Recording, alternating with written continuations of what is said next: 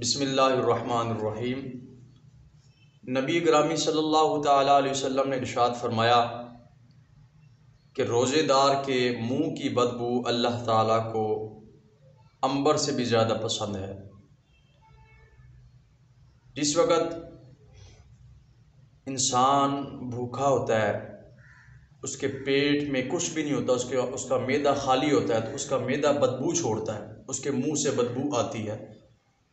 تو اللہ تعالیٰ فرماتا ہے کہ مجھے اپنے بندے کے وہ منہ کی بدبو بہت پسند ہے۔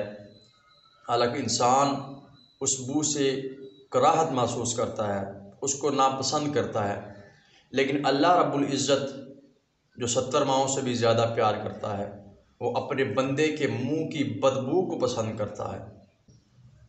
تو انسان جس وقت اللہ سے مخاطب ہوتا ہے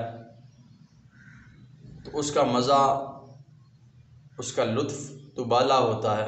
حضرت امام شافعی رضی اللہ تعالیٰ عنہ آپ فرماتے ہیں کہ روزے دار کو چاہیے کہ وہ مسواک نہ کرے، کیونکہ مسواک کرنے سے وہ منہ کی بدبو ختم ہو جاتی ہے۔